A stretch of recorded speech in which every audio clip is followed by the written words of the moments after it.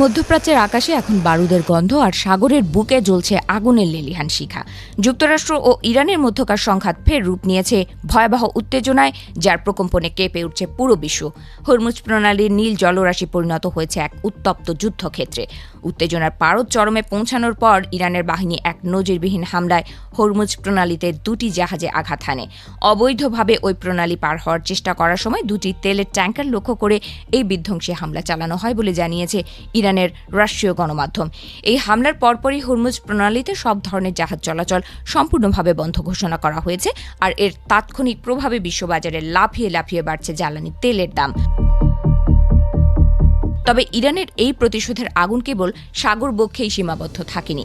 Iran দাবি করেছে তারা মার্কিন সামরিক বলয়ে সরাসরি আঘাত এনেছে। ড্রোন হামলার শিকার হয়েছে বাহরাইনের শেখ ইসা বিমান ঘাঁটি এবং কুয়েতের আলী আল সালেম ও আহমেদ আল জাবের বিমান ঘাঁটি। এই হামলাগুলো যেন প্রমাণ করছে মধ্যপ্রাচ্যের মার্কিন ঘাঁটিগুলোর নিরাপত্তা এখন চরম হুমকির মুখে। এই ভয়াবহ পরিস্থিতির সূত্রপাত ঘটে মার্কিন প্রেসিডেন্ট ডোনাল্ড ট্রাম্পের এক রক্তহীন করা হুমকির মধ্য দিয়ে। ট্রাম্প ইরানে এক জোরালো ধ্বংসাত্মক হামলার হুঁশিয়ারি দেওয়ার পরপরই বন্দর আব্বাস সহ ইরানের কয়েকটি শহরে বিকট বিস্ফোরণের শব্দ শোনা যায়। আতঙ্ক আর অনিশ্চয়তার মধ্যে রাজধানী তেহরানের পশ্চিমাঞ্চলে আকাশ প্রতিরক্ষা ব্যবস্থা জরুরি ভিত্তিতে সক্রিয় করতে বাধ্য হয় ইরান।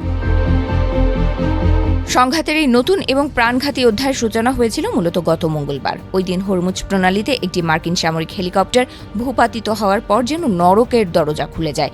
ক্ষুব্ধ মার্কিন বাহিনী মঙ্গলবার রাতেই প্রতিশোধের আগুনে ঝাঁপিয়ে পড়ে এবং ইরানের বিভিন্ন লক্ষ্যবস্তুতে মুহুর্মুহু বিমান হামলা চালায়। অবশ্য তেহরানও ছেড়ে দেওয়ার পাত্র নয়। মার্কিন বিমান হামলার কড়া জবাব দিতে ইরান বিন্দুমাত্র কালক্ষেপণ করেনি। জর্ডান, কুয়েত এবং বাহরাইনে অবস্থিত যুক্তরাষ্ট্রের সামরিক ঘাঁটিগুলো লক্ষ্য করে তারা তীব্র পাল্টা ক্ষেপণাস্ত্র এবং ড্রোন হামলা চালায়। দুই দেশের এই পাল্টাপাল্টি হামলায় মধ্যপ্রাচ্যের মাটি যেন থরথর করে কাঁপছে। রণক্ষেত্রেরই দামামার পাশাপাশি চলছে তীব্র কথার লড়াই।